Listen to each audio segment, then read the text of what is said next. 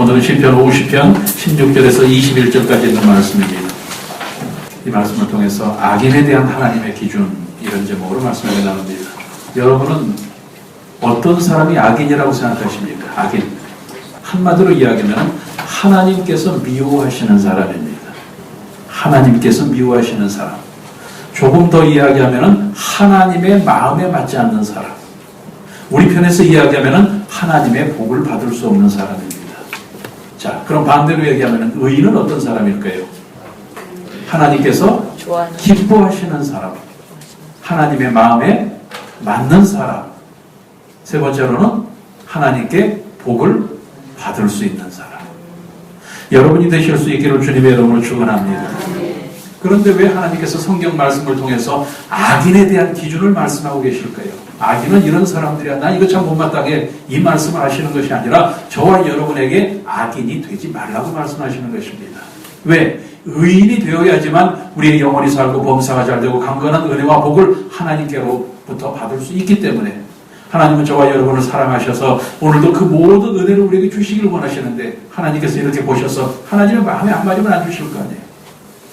하나님의 마음에 맞는 저와 여러분이 되시기를 주님의 이름으로 축원합니다. 시편 5편 12절 말씀에 야훼여 주는 의인에게 복을 주시고 방패함같이 은혜로 그를 호위하시리이다. 누구에게 복을 주시고? 의인에게. 의인이 누구예요? 나. 여러분이 의인이 되실 수 있기를 주님의 이름으로 축원합니다.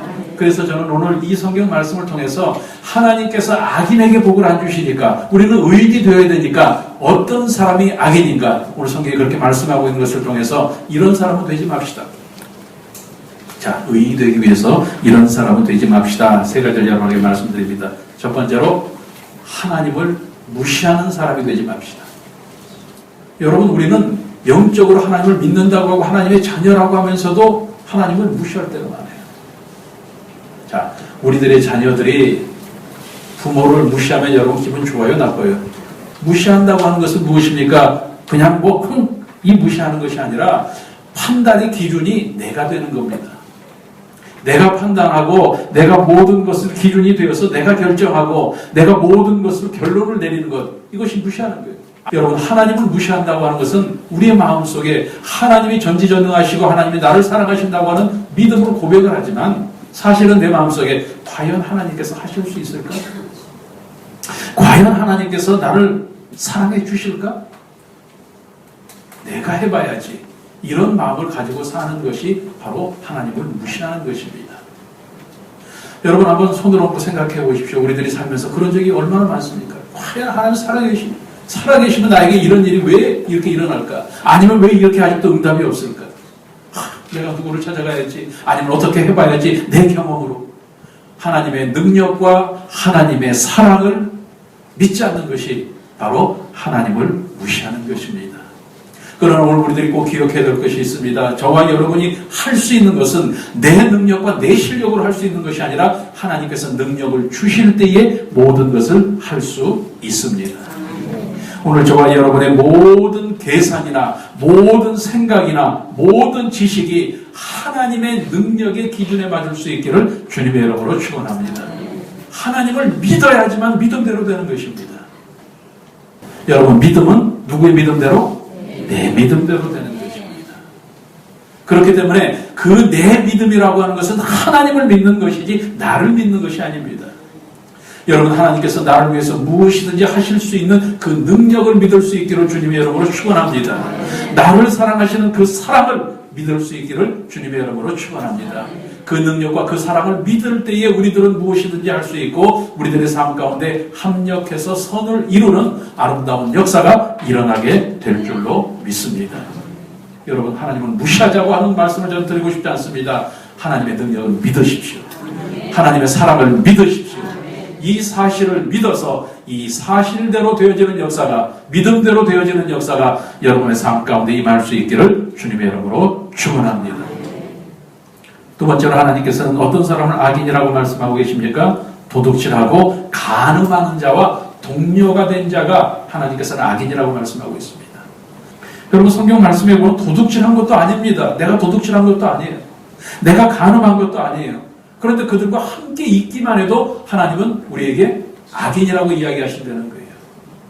여러분 시편 1편에 우리들이 잘 아는 말씀 있지 않습니까? 복 있는 사람들은 악인의 꾀를 따르지 아니하며 죄인의 길에 서지 아니하며 오만한 자들의 자리에 앉지 아니하고. 여러분 이 성경 가만히 보십시오. 악을 저지른 것이 아니라 악인과 같은 생각만 했어요. 악인과 같은 계획만 했어요. 악인과 같이 앉아있기만 했어요. 그런데도 악인이라는 거예요. 죄를 짓지도 않았어요. 그들과 같이 그냥 있기만 했어요. 그들과 같이 길을 가기만 했어요. 그런데 죄인이라는 거예요. 오만하게 한 것이 아니라 오만한 자리에 앉아만 있었어요. 그런데도 오만한 자라고 말씀하고 있습니다. 여러분 이것을 우리들은 무리의 법칙이라고 이야기하고 끼리끼리라고 이야기합니다. 긍정적인 사람은 긍정적인 사람끼리 모이고 부정적인 사람들은 부정적인 사람끼리 모여요. 그렇게 모여 있는 자체도 하나님은 악인으로 판단을 하신다고 한 것입니다. 여러분 기억하십시오. 내가 무슨 언제 나쁜 얘기했어? 나는 안 했어요. 그런데 나쁜 얘기하는 사람과 같이 있기만 해도 하나님은 악인으로 취급을 하신다는 얘기입니다. 그래서 데살로니가전서 5장 21절 이하의 말씀에 범사에 헤아려 좋은 것을 취하고 악은 한번 따라 하실까요? 악은 어떤 모양이라도 버리라. 나는 악을 행한 일도 없어요. 그런데 모양이라도 버리라고 말씀하고 있습니다. 여러분 사탄은 우리들의 믿음을 도둑질하기를 원합니다. 하나님하고 우리 사이의 관계 속에서 항상 틈을 내기를 원합니다. 그런데 도둑놈들이 죄송합니다. 도둑질을 하는데 알게 도둑질하는 거 봤습니까? 여러분 소매치기가 자 내가 당신 지갑 빼가겠습니다. 그러고 빼가는 거 봤습니까? 우리가 모른다고 할지라도 하나님의 CCTV는 찍히고 있고 분명히 도둑질하는 마귀는 있다고 하는 것입니다. 하나님은 마귀와 사탄과 우리들이 살아가면서 도둑질 당하는 것을 믿음을 도둑질 당하는 것을 절대로 원치 않으십니다. 뿐만 아니라 간음이라고 하는 것은 무엇입니까? 간음이라고 하는 것은 하지 않아야 될 일을 하는 것 아닙니까? 사탄과 짝짝이 꿈이 되어서 간음한 것, 영적으로 간음한 것, 부정적인 이야기를 하고 원망하고 불평하고 마귀가 좋아하는 것만 같이 하는 것, 이것이 바로 간음입니다. 저는 마귀와 함께 작당하고 마귀와 함께 모사하고 이것도 간음입니다. 어떻게 하면 저 사람을 어떻게 하면 나쁜 이야기를 이렇게 간음하는 것입니다. 여러분 기억하십시오. 악에 대해서는 관심도 갖지 말고 악은 쳐다보지도 말고 악은 생각하지도 않게 되시기를 주님의 이름으로 축원합니다.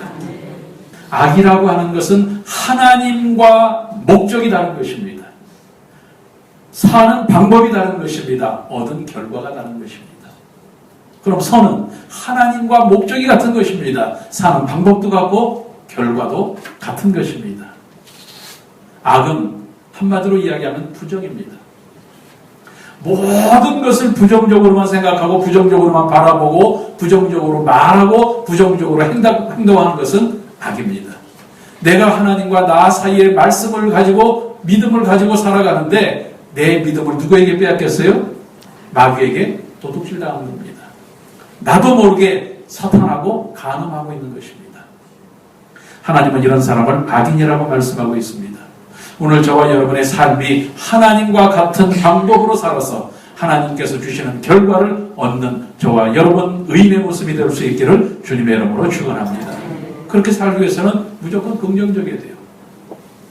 오늘 이 모습을 통해서 저와 여러분 하나님께서 의인이라고 인정하시고 의인에게 주시는 복이 여러분에게 임할 수 있기를 예수님의 이름으로 축원합니다. 세 번째로 하나님께서는 악인을 남을 비방하는 자가 악인이라고 말씀하고 있습니다. 여러분 비방이라고 하는 것은 걱정해주고 염려해주는 것하고는 다릅니다. 비방이라고 하는 것은 어떻게 하든지 상대방을 망하게 하고 상대방을 죽게 하기로 작정한 것이 바로 비방입니다. 상대방을 비방하는 것은 저 사람이 잘 됐으면 좋겠다. 이건 비방이 아닙니다. 저 사람이 망했으면 좋겠다. 이게 비방입니다. 오늘 저와 여러분 비방하지 않기를 주님의 이름으로 축원합니다. 저는 그렇게 생각합니다. 비방이라고 하는 것은 상대방하고 나하고, 내가 비방하는 사람하고 나하고 같은 밀폐된 공간 안에 있는데 내가 독가스를 뿌리는 거예요. 상대방을 비방하는 것은 결국은 저 사람도 죽고 나도 죽는 거예요. 여러분, 저와 여러분이 비방하면은 나는 괜찮은 것 같지만 같이 죽는 것입니다. 다시 얘기해서 비방이라고 하는 것은 걱정하고 염려하는 것이 아닙니다. 여러분, 기억하시기 바랍니다. 절대로 내 이익만 챙기려고 남을 악용하지 마십시오. 내 이익만 챙기기 위해서 남을 악용해서 저 사람을 죽이고 저 사람을 비방하는 저와 여러분이 되지 않기를 주님의 이름으로 축원합니다. 믿음 생활은 상생하는 것입니다. 여러분, 성경 말씀에 예수님께서 우리에게 해주신 말씀들, 이렇게 살아라 하신 말씀들을 가만히 보십시오. 먼저 주라고 말씀하셨어요.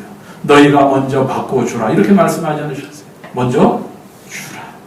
그 다음에 사랑도 서로 사랑하라. 용서도 용서를 계속 하라고 말씀하셨지, 네가 먼저 용서를 받아라, 이렇게 말씀하지 않으셨어요. 믿음 생활은 상생입니다. 여러분, 우리들의 모든 조직이나 아니면 교회나 가정이나 사회나 국가나 세계나 참 건전하고 정말 잘 되어지는 그런 조직이다, 그런 사회다, 교회도 건전한 교회다, 이런 것은 어떤 것입니까? 서로 사랑하는 것이에요. 서로 물어뜯고 서로 비하하고 서로 미워하고 서로 네가 잘났다 내가 잘났다 하는 것이 아니라 서로 감싸주는 것이 건전한 것으로 서로 잘 사는 것이라고 하는 것입니다. 비방하지 않을 때 하나님께서 우리들을 의인으로 인정하시고 하나님께서 의인에게 주시는 복이 임하게 될 줄로 믿습니다.